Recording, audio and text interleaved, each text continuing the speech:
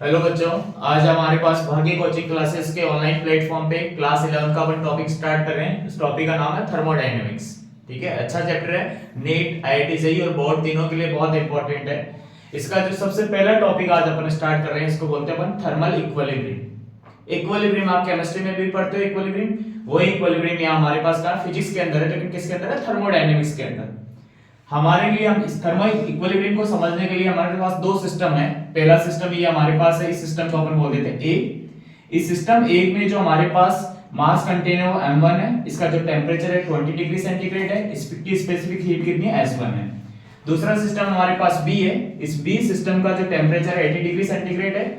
मास इसका m2 और इसकी स्पेसिफिक हीट कितनी है? S2 हमारे पास है।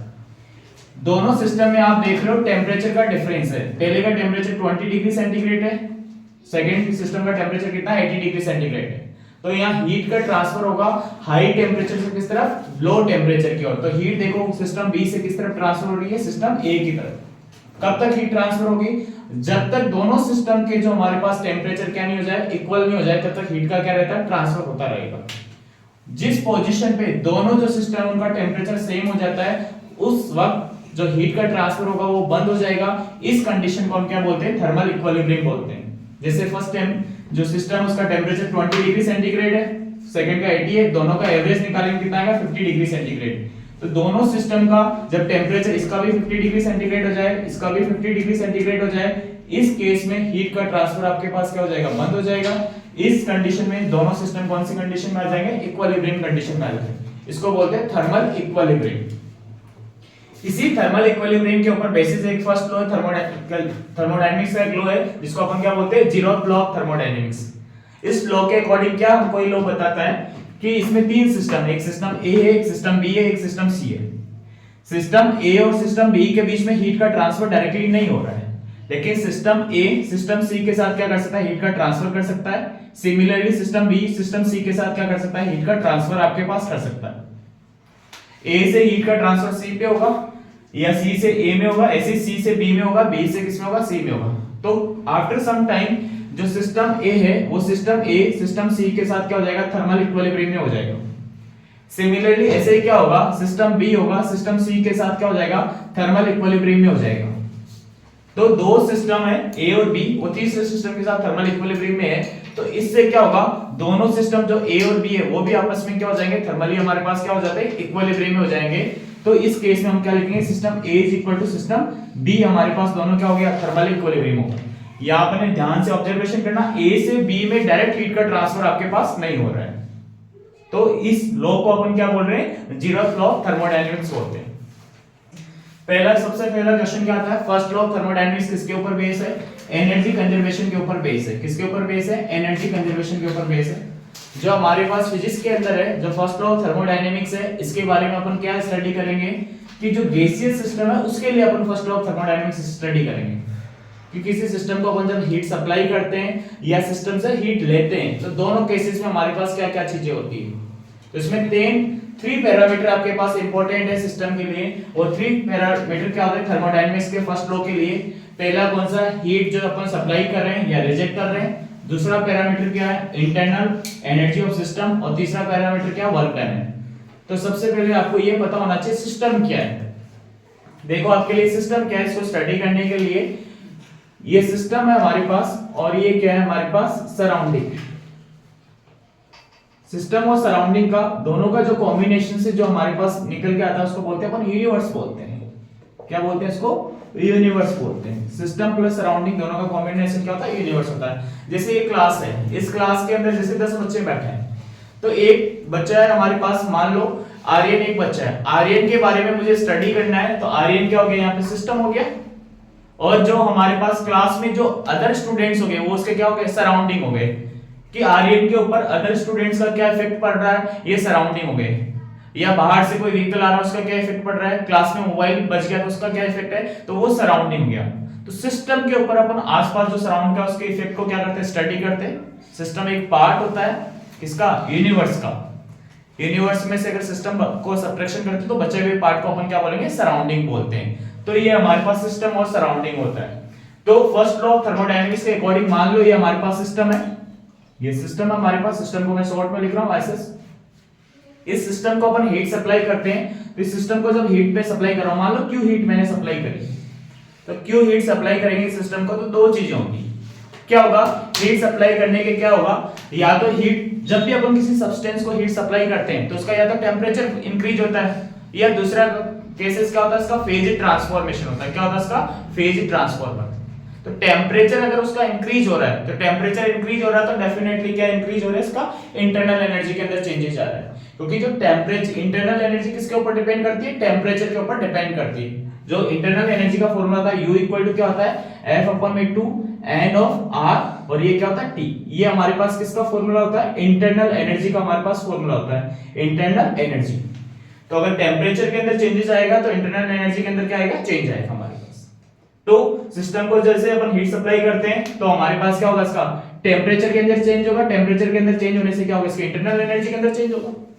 सेकेंड चीज, सिस्टम को जब अपन हीट सप्लाई कर रहे हैं तो सिस्टम क्या करेगा, वर्क डन करेगा। तो दूसरा वर्क, जो हीट का वर्क होगा वो सप्लाई करें, वो क्या करेगा, वर्क में फॉर्मेट में कन्वर्ट होगा। तो टोटल सप्लाई जो भी हीट है Q, वो इक्विवेलेंट हमारे पास क्या होगा, U plus W। Q equal to क्या होगा, U प्लस W होगा। U क्या इंटरनल एनर्जी, W क्या यहाँ पे वर्क डन है।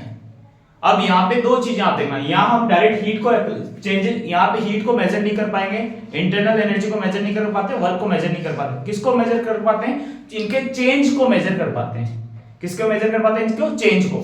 चेंज को मेजर करने के लिए इस Q की जगह हम क्या यूज कर सकते हैं, डेल ऑफ Q यूज कर सकते हैं। U की जगह हम क्या यूज कर सकते हैं, डेल ऑफ U, और वर्क की जगह अपन क्या यूज कर सकते हैं, डेल ऑफ W। तो मोस्टली हमारे पास जो इक्वेशन यूज होती है थर्मोडायनेमिक्स फर्स्ट लॉ में, ये इक्वेशन यही है थर्मोडायनेमिक्स फर्स्ट लॉ की, क्या, डेल Q इक्वल टू क्या, del U plus del of W।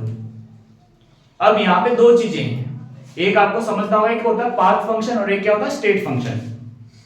Path function का मतलब जो पाथ के ऊपर डिपेंड करता है, मतलब जैसे पाथ हमारे पास चेंज होता जाएगा उसकी वैल्यू क्या होगी, चेंज होती जाएगी। तो वर्क डन जो भी होगा, जो भी सिस्टम का वर्क होता है, ये वर्क क्या होता है, ये वर्क हमेशा क्या होता है, पाथ फंक्शन होता है, वो पाथ के ऊपर डिपेंड करता है। किसके ऊपर डिपेंड करता है, पाथ के ऊपर। ऐसे जो हमारे पास जो हीट सप्लाई कर रहे हैं, वो हीट सप्लाई कर रहे हैं, वो भी हमारे पास जो हीट सप्लाई होता है Q, ये Q भी क्या होता है, पाथ फंक्शन होता है। Q भी क्या होता है, पाथ फंक्शन होता है। और दूसरा हमारे पास क्या होता है, U होता है हमारे पास, तो इसको क्या बोलते हैं अपन, स्टेट फंक्शन बोलते हैं। U को हम क्या बोलते हैं, स्टेट फंक्शन। स्टेट फंक्शन का मतलब ये केवल इनिशियल और फाइनल पोजीशन के ऊपर डिपेंड करता है। स्टेट फंक्शन का मीनिंग क्या हो गया, ये केवल आपके पास किस चीज के ऊपर डिपेंड करेगा, इनिशियल पोजीशन क्या है हमारे पास, और जो फाइनल पोजीशन क्या है उसके ऊपर डिपेंड करता है कौन, state function U, internal energy. अब कई बच्चों को ये नहीं पता पाथ फंक्शन क्या होता है। पाथ फंक्शन जैसे एग्जांपल के तौर पे मान लो कोई हमारे पास A पोजीशन से B पोजीशन पे आ रहा है, ये इनिशियल पॉइंट है A और B फाइनल पॉइंट। एक तरीका ये सीधा आ सकता है, एक तरीका क्या होगा, ऐसे घूमते हुए आएगा, सेकंड ऐसे हो सकता है इस तरीके से। ये हमारे पास तीन पाथ है, ये हमारे पास 3 पाथ है हमारे पास, पाथ नंबर 1, पाथ नंबर 2 और पाथ नंबर 3। A से B पे जो कोई पार्टिकल ट्रेवल करता है तो 1 2 3 तीनों पाथ के अंदर हमारे पास वर्क डन और जो हीट है वो क्या रहेगी, डिफरेंट आएगी। लेकिन अगर अपन क्या कैलकुलेट करना चाहे, change in the internal energy calculate करना चाहे, तो किसी भी पाथ से जाए, आप पाथ फर्स्ट से जाए, सेकंड से जाए, चाहे थर्ड से जाए, तीनों केसेस में हमारे पास change in the internal energy क्या रहता है, सेम रहता है। तो इंटरनल एनर्जी हमारे पास कौन सा फंक्शन होता है, स्टेट फंक्शन, हमें ये पता होना चाहिए। और सेकंड हमारे पास ये दो में आप बता ही चुका हूं, आपके पास वर्क डन और क्या हीट क्या होता है हमारे पास, कैसा फंक्शन होता है, पाथ फंक्शन होता है। ये थर्मोडायनामिक्स की फर्स्ट इक्वेशन आपको अच्छे से याद होना चाहिए, डेल Q इक्वल टू क्या, del U plus del W। आगे कंटिन्यू अपन इसी लेक्चर को कंटिन्यू कर रहे हैं। इस कंटिन्यू लेक्चर में अपन नेक्स्ट क्या पढ़ेंगे, डेल U के बारे में स्टडी करेंगे डिटेल से, क्या इंटरनल एनर्जी होती क्या है, वर्क डन क्या होता है, इसके बारे में डिटेल से स्टडी करेंगे। नेक्स्ट हमारे पास क्या है, हमारे पास डेल Q जो हीट के बारे में अपन स्टडी करेंगे।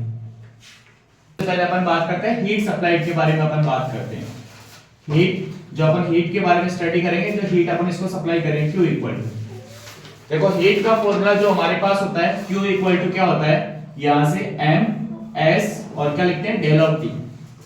यहां से M को क्या बोलेंगे अपन, मास बोलते हैं। डेल T यहाँ पे हमारे पास क्या है, चेंज इन द टेम्परेचर है।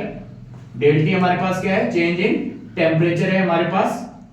और जो S है, S को अपन क्या बोलेंगे यहाँ पे, स्पेसिफिक हीट बोलते हैं, स्पेसिफिक हीट बोलते हैं हमारे पास। और Q क्या करते हैं, जो हीट हमारे पास सप्लाई कर रहे हैं उसको बोलते हैं। तो यहां से Q is heat supply, Q का फॉर्मूला होगा ms डेल ऑफ T। अगर S की अगर अपन डेफिनेशन की बात करें स्पेसिफिक, S इक्वल टू क्या लिखेंगे डेफिनेशन Q अपॉन में m ऑफ, यहां से क्या लिखेंगे डेल ऑफ T। ऐसे स्पेसिफिक हीट की अगर डेफिनेशन का अगर डिस्कशन करते हैं तो क्या होता है कि 1 kg या यूनिट मास बोल सकते हो आप, यूनिट मास जो हमारे पास है, यूनिट मास जो भी हमारे पास सॉलिड लिया है लिक्विड लिया है उसका टेम्परेचर 1 डिग्री सेंटीग्रेड, कितना 1 डिग्री सेंटीग्रेड इंक्रीज करने के लिए जितनी हीट की रिक्वायरमेंट होती है उस हीट को अपन क्या बोलते हैं स्पेसिफिक हीट बोलते हैं, उस हीट को हम क्या बोलते हैं स्पेसिफिक हीट बोलते हैं। तो डेल टी की वैल्यू आपके पास किसके बराबर होगी 1 डिग्री सेंटीग्रेड। गैसियस सिस्टम के बारे में बात कर रहे हैं तो वहां 1 केल्विन की यूज कर लेते हैं। तो यहां से हमारे पास S इज इक्वल टू क्या लिखेंगे यहां से Q होगा, S इक्वल टू हमारे पास क्या होगा Q होगा, S इक्वल टू क्या होगा Q। ये कौन गेट बजा रहा है भाई क्लास में, बिल्कुल कंसंट्रेट होकर बच्चों आपको समझना है, आउटसाइड क्लास में ऐसा कुछ भी डिस्टरबेंस नहीं चाहिए। तो S इक्वल टू क्या हो गया Q। फिर से मैं आपको डिफाइन करता हूं, क्या लिखा मैंने 1 डिग्री मतलब यूनिट मास जो हमारे पास है लिक्विड हो सॉलिड हो गैस हो उसका टेम्परेचर 1 डिग्री सेंटीग्रेड इंक्रीज करने के लिए जितनी हीट की रिक्वायरमेंट होती है इसको अपन क्या बोलते हैं स्पेसिफिक हीट बोलते हैं, S इक्वल टू Q। हमारे यहाँ पे अपन गैसीय सिस्टम के लिए बात करें तो गैस के अंदर हमारे पास क्या काम आते हैं मोल्स काम आते हैं। तो मोल्स काम आएंगे तो इस केस में हमारे पास Q इज इक्वल टू जो हमारे पास फॉर्मूला निकलेगा Q इक्वल टू क्या लिखेंगे m और जो S है S की जगह हम क्या यूज करेंगे C, यहां से क्या लिखेंगे डेल T। m की जगह जो मास है मास की बजाय हमारे पास यहाँ पे क्या आ जाएगा मोल आ जाएगा, इसको अपन n से लिखेंगे। गैसीय सिस्टम में क्या काम आते हैं मोल्स काम आते हैं, तो मास की जगह हमारे पास क्या होगा n और C यहाँ पे हमारे पास निकलेगा, C को हम क्या बोलते हैं मोलर स्पेसिफिक हीट बोलते हैं, C को क्या बोलते हैं मोलर स्पेसिफिक हीट बोलते हैं। n आप सबको पता है n को क्या बोलते हैं नंबर ऑफ मोल्स, n को क्या बोलते हैं हम नंबर ऑफ मोल्स। तो अगर आपसे यहां से पूछी जाए मोलर स्पेसिफिक हीट की डेफिनेशंस क्या है, क्या मोलर स्पेसिफिक हीट की डेफिनेशन अगर आपसे पूछी जाए तो आप क्या लिखोगे मोलर स्पेसिफिक हीट की डेफिनेशन, तो वो डेफिनेशन सेम वैसी ही होगी जैसे हमने किसकी स्पेसिफिक हीट की डेफिनेशन पढ़ी थी। तो यहां से अगर मोलर स्पेसिफिक हीट की डेफिनेशन अगर बात कर रहे हैं तो इसके लिए क्या बोलेंगे हमारे पास n इक्वल टू कितना 1 मोल। 1 मोल जो हमारे पास गैस है उसका टेम्परेचर 1 डिग्री सेंटीग्रेड इंक्रीज करने के लिए कितना टेम्परेचर इंक्रीज करना है आपके पास डेल टी इक्वल टू कितना इंक्रीज करना 1 डिग्री सेंटीग्रेड।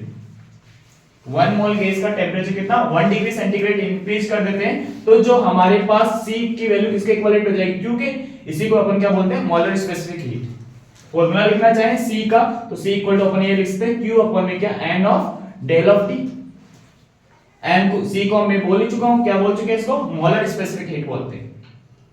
अब यहां से अगर इसकी यूनिट की बात करें, यूनिट बहुत इंपॉर्टेंट है ध्यान रखना बच्चों, यूनिट अगर Q की बात करें तो क्या आएगा जूल, n क्या मोल्स, तो मोल लिखेंगे यहाँ पे और यहाँ पे डेल टी क्या है टेम्परेचर, तो यहाँ डिग्री सेंटीग्रेड कर सकते हैं। यहाँ आप केल्विन भी लिख सकते हो, क्या लिख सकते हो केल्विन भी आपके पास यहाँ पे लिख सकते हो। अगर दूसरी अगर यूनिट की बात करें तो जूल डिवाइड में क्या लिखोगे आप मोल और यहाँ पे क्या लिखोगे केल्विन लिख सकते हो। ऐसे सिमिलरली अगर यहाँ स्पेसिफिक हीट की अगर मुझे यूनिट की बात करें तो यहाँ पे आप यूनिट लिख सकते हो, क्या लिख सकते हो यहाँ पे जूल है, मास है, मास की यूनिट क्या होती है केजी और टेम्परेचर का क्या होगा डिग्री सेंटीग्रेड। जब आप न्यूमेरिकल्स करोगे तो स्पेसिफिक इन यूनिट्स का जरूर ध्यान रखना। तो फर्स्ट जो हमारे पास थर्मोडायनेमिक्स फर्स्ट लॉ था, थर्मोडायनेमिक्स फर्स्ट लॉ के अंदर हमने क्या पढ़ा था del Q is equal to क्या पढ़ा था del of U plus del of W। तो हीट के बारे में अपन स्टडी कर चुके हैं, तो हीट की जगह हमारे पास अगर फॉर्मूला लिखना है तो del Q change in the heat लिखना है तो डेल Q इक्वल टू हम क्या लिख सकते हैं इस फॉर्मूले के अकॉर्डिंग हम क्या लिखेंगे NC, यहां से क्या लिखेंगे डेल ऑफ T, क्या लिख सकते हैं NC of del of T। तो फर्स्ट लॉ ऑफ थर्मोडायनेमिक्स के अंदर जो हमारे पास फर्स्ट टर्म है इसका हम स्टडी कर चुके हैं। अब हम सेकंड टर्म के बारे में बात करते हैं। सेकंड टर्म क्या हमारे पास इंटरनल एनर्जी के बारे में, तो change in the internal energy के बारे में हम डिस्कस करते हैं। तो सेकंड टॉपिक है हमारे पास जो सेकंड्स का पैरामीटर है क्या चेंज इन इंटरनल एनर्जी। क्या टॉपिक का नाम है चेंज इन इंटरनल एनर्जी। इसको हम किससे रिप्रेजेंट करते हैं डेल U से रिप्रेजेंट करते हैं, डेल ऑफ U से। तो हमें पता है internal energy U is equal to क्या होता है F अपॉन में 2 N ऑफ RT, ये इंटरनल एनर्जी का फॉर्मूला होता है। F यहाँ पे क्या है डिग्री ऑफ फ्रीडम, F क्या है यहाँ पे हमारे पास डिग्री ऑफ फ्रीडम, F क्या है यहाँ पे हमारे पास degree of freedom, F equal to क्या है यहाँ पे डिग्री ऑफ फ्रीडम। F क्या है यहाँ पे हमारे पास डिग्री ऑफ फ्रीडम। तो डिग्री ऑफ फ्रीडम होता है हमारे पास F यहाँ पे। और डिग्री ऑफ फ्रीडम तीन तरीके के हमारे पास क्या होते हैं, एटम होते हैं। एक होता है मोनोएटॉमिक, एक होता है डायएटॉमिक और एक हमारे पास क्या होता है पॉलीएटॉमिक होता है। तो मोनोएटॉमिक के लिए डिग्री ऑफ फ्रीडम की बात करें हमारे पास, किसके लिए, मोनोएटॉमिक के लिए degree of freedom F equal to हमारे पास जो मोनोएटॉमिक के लिए डिग्री ऑफ फ्रीडम होती है उसकी वैल्यू कितनी होती है, 3 होती है। मोनोएटॉमिक का मतलब एक एटम होना चाहिए। इसके एग्जांपल की अगर अपन बात कर रहे हैं तो इसका एग्जांपल मोनोएटॉमिक का अपन क्या लिख सकते हैं, हीलियम लिख सकते हैं। डायएटॉमिक की बात कर रहे हैं तो डायएटॉमिक के लिए जो डिग्री ऑफ फ्रीडम होती है उसकी वैल्यू कितनी होती है हमारे पास, 5 होती है। डिग्री ऑफ फ्रीडम कितनी होती है डायएटॉमिक के लिए, 5 होती है। इसके एग्जांपल की अगर अपन बात करें डायएटॉमिक की तो एग्जांपल अपन लिख सकते हैं, यहां से क्या लिख सकते हैं, O2 लिख सकते हैं। थर्ड हमारे पास क्या होता है, पॉलीएटॉमिक होता है। थर्ड हमारे पास क्या होता है, पॉलीएटॉमिक होता है। इस पॉलीएटॉमिक की बात करें तो इसके लिए जो डिग्री ऑफ फ्रीडम होता है वो उसमें 6 होता है। एग्जांपल की बात करें इसका तो O3 हमारे पास एग्जांपल लिख सकते हैं। डिग्री ऑफ फ्रीडम होता है क्या है, इसके बारे में डिटेल से स्टडी हम जब केटीजी पढ़ेंगे, काइनेटिक थ्योरी ऑफ गैसेस, तो उसके अंदर अपन डिग्री ऑफ फ्रीडम के बारे में डिटेल से स्टडी करेंगे। एन सबको पता है, एन को क्या बोलते हैं हम, नंबर ऑफ मोल्स। आर क्या है यहाँ पे, गैस कांस्टेंट है जिसकी वैल्यू आप सबको पता होती है। आर की जो गैस कांस्टेंट की वैल्यू होती है, आर की वैल्यू, वो आर की वैल्यू आप सबको पता होती है, कितनी होती है, 8.314 होती है। टी आपके पास इस इक्वेशन में क्या है, टी हमारे पास क्या है, टेम्परेचर। मान लो टेम्परेचर जो चेंज हो रहा है T1 से कितना टेम्परेचर चेंज हो रहा है, T2, तो चेंज इन द टेम्परेचर हमारे पास कितना, ΔT होगा। तो इस केस में हमारे पास इंटरनल एनर्जी हमारे पास होगा, वो इंटरनल एनर्जी के अंदर चेंज होगा ΔU इक्वल टू हम क्या लिखेंगे, F/2, यहां से क्या लिखेंगे NR, यहां से क्या लिखेंगे डेल ऑफ T। ये चेंज इन द क्या निकल जाएगा हमारे पास, इंटरनल एनर्जी। इंटरनल एनर्जी का फार्मूला आपने यहां पे लिख रखा है, क्या फार्मूला है, F/2 N of RT। या इंटरनल एनर्जी किसके डायरेक्टली प्रोपोर्शनल है हमारे पास, टेम्परेचर के। तो एग्जाम में ये भी क्वेश्चन आ सकता है, अगर टेम्परेचर को आप इंक्रीज करोगे तो किसी सिस्टम की जो हमारे पास है इंटरनल एनर्जी क्या होगी, इसकी इंक्रीज होगी। तीसरा जो हमारे पास जो टॉपिक बचता है, थर्ड पैरामीटर है, उसके बारे में डिस्कस करते हैं। अरे क्लास के अंदर क्यों डिस्टरबेंस कर रहे हो, ध्यान से सुनो, इसको पढ़ना नहीं क्या। थर्ड जो टॉपिक है उसके बारे में अपन बात करते हैं, work done by the gas. किसके बारे में बात करें यहाँ पे, work done by the gas. तो work done by the gas के बारे में बात कर रहे हैं, वर्क डन बाय गैस। इसको समझने के लिए बहुत सिंपल सा हमारे पास एक एक्सपेरिमेंट है, उसकी हेल्प से अपन क्या करेंगे, इसको स्टडी करेंगे। वर्क का फॉर्मूला आप सबको पता है, W इक्वल टू क्या होता है, फोर्स मल्टीप्लाई में क्या होता है, डिस्प्लेसमेंट होता है, डॉट प्रोडक्ट होता है। हमारे पास एक कंटेनर है, मान लो ये कंटेनर है आपके पास, ये कंटेनर है। इस कंटेनर को अपन क्या कर रहे हैं, यहाँ से हीट सप्लाई करेंगे। क्या कराएंगे, इसको हीट सप्लाई करेंगे। इस कंटेनर पे यहाँ पे आपके पास ये पिस्टन लगा हुआ है, मान लो लेट एज्यूम ये पिस्टन है और ये पिस्टन हमारे पास लगा है। इस पिस्टन का जो एरिया गिवन है वो एरिया हमारे पास कितना है, A है। पिस्टन का एरिया कितना है, A।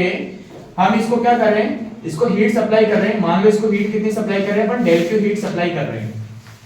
जैसे हीट सप्लाई करेंगे तो इसका प्रेशर क्या करेगा, हमारे पास बढ़ेगा। टेम्परेचर बढ़ेगा तो प्रेशर भी आपके पास बढ़ेगा।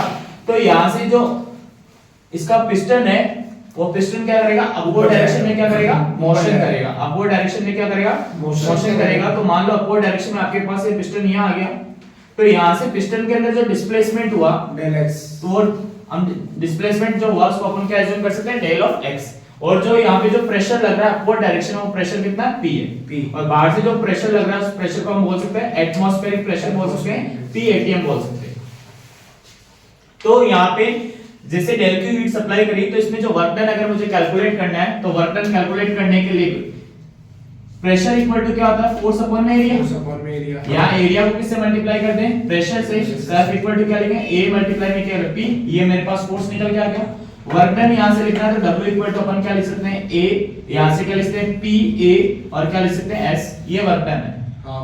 अगर हमारे पास डिस्प्लेसमेंट क्या हो, स्मॉल हो, अगर हमारे पास क्या हो, डिस्प्लेसमेंट क्या हो, स्मॉल हो, तो वर्क डन भी हमारे पास क्या निकल के आएगा, स्मॉल निकल के आएगा। देखो इसको रफ करके मैं बताता हूं, यहां तक आपको समझ में आ गया होगा। नेक्स्ट देखो इसको वर्क, यहां से हमारे पास क्या करें, चेंज के बारे में बात करें। किसके बारे में बात करें, चेंज के बारे में अपन डिस्कस कर रहे हैं। तो स्मॉल डिस्प्लेसमेंट हुआ तो वर्क डन भी क्या होगा, स्मॉल होगा हमारे पास। तो यहां से स्मॉल वर्क डन होगा तो डेल W इक्वल टू अपन क्या लिखेंगे, यहां से P, एरिया कितना A, और जो डिस्प्लेसमेंट हुआ वो कितना हुआ, डेल x। तो यहां से वर्क डन क्या लिखते हैं, PA del x। Small work निकल के आ गया यहाँ पे। एरिया और डिस्प्लेसमेंट का जो प्रोडक्ट होता है इसको हम किसके इक्विवेलेंट होता है, वॉल्यूम के। किसके इक्विवेलेंट होता है, वॉल्यूम के इक्विवेलेंट होगा। तो ये वॉल्यूम के इक्विवेलेंट हमारे पास रखेंगे। तो del of W equal to हमारे पास क्या लिखेंगे, P क्या लिखेंगे यहां से, del of V। Del of V। तो जो स्मॉल वर्क डन हमारे पास निकल के आ रहा है डेल W इक्वल टू क्या निकल गया, P ऑफ डेल V। ये फॉर्मूला बहुत इंपॉर्टेंट है, जब भी अपन स्टडी करेंगे इसमें बहुत सारे अलग अलग टाइप के प्रोसेस पढ़ेंगे तो वर्क डन में ये फॉर्मूला हमारे पास यूज करना है।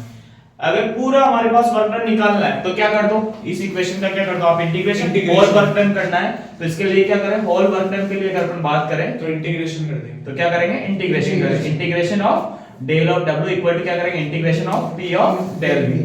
क्या आपको यहां तक बातें क्लियर है? अब यहां पे लिमिट लगाना भी जरूरी है। Late assume initial work done कितना, 0, फाइनल W। यहां से हमारे पास क्या इनिशियल वॉल्यूम V1 है, फाइनल कितना V2 है। तो यहां से W इक्वल टू क्या लिखोगे, इसका इंटीग्रेशन करोगे W आएगा हमारे पास, इसका इंटीग्रेशन करेंगे P डेल ऑफ V, यहां से क्या लिखेंगे V1 से V2। अब कुछ चीजें आप ध्यान रखना कि वर्क डन कब पॉजिटिव होता है कब नेगेटिव होता है, इस बारे में हमें स्टडी करना है। ध्यान रखना जब वॉल्यूम आपके पास इंक्रीज हो रहा है, वॉल्यूम क्या हो रहा है हमारे पास, इंक्रीज हो रहा है, तो इस केस में जो वर्क डन जो निकल के आएगा वो वर्क डन क्या होगा, पॉजिटिव होगा। बी रिमेंबर न्यूमेरिकल्स में स्पेशली कंसंट्रेट। वॉल्यूम जब इंक्रीज होता है तो हमारे पास जो वर्क डन होगा वो क्या होगा, पॉजिटिव होगा। अगर वॉल्यूम यहाँ पे डिक्रीज हो रहा है, वॉल्यूम क्या हो रहा है हमारे पास यहाँ पे डिक्रीज हो रहा है, तो जो वर्क डन जो निकल के आएगा वो वर्क डन क्या आएगा, नेगेटिव। न्यूमेरिकल करते वक्त ये बात याद रखना, इस बात के बिना आपके पास कुछ भी गड़बड़ हो सकती है एग्जाम में। अब देखो थर्मोडायनेमिक्स का जो फर्स्ट लॉ था वो फर्स्ट लॉ हमने क्या लिखा था, डेल Q इक्वल टू क्या लिखा था, डेल Q इक्वल टू क्या लिखा था, del of U plus del of W। ये फर्स्ट लॉ था थर्मोडायनेमिक्स का। डेल Q की वैल्यू अपन कैलकुलेट कर चुके हैं। डेल Q की वैल्यू क्या निकल के आई थी आप सबको पता है, यहां से क्या लिखोगे N, यहां से क्या लिखोगे C, यहां से क्या लिखोगे del of T। Del Q पढ़ा था हमने। और डेल U इंटरनल एनर्जी के अंदर चेंज है, ये यहां लिख रखा है इंटरनल एनर्जी के अंदर चेंजेस है, उसको हम क्या लिखेंगे यहां से F/2, यहां से क्या लिखेंगे N, R ऑफ क्या लिखेंगे डेल T प्लस, फिर हमारे पास क्या वर्क डन की बात करें, ये रहा वर्क डन। वर्क डन का फॉर्मूला में हमारे पास क्या है, P ऑफ डेल V। तो हम क्या लिखेंगे यहां से P ऑफ डेल V। तो हमारे पास इस फॉर्म में भी हम क्या लिख सकते हैं, थर्मोडायनेमिक्स का जो फर्स्ट लॉ है उसको लिख सकते हैं। ये बहुत इंपॉर्टेंट है एग्जाम के पॉइंट ऑफ व्यू से।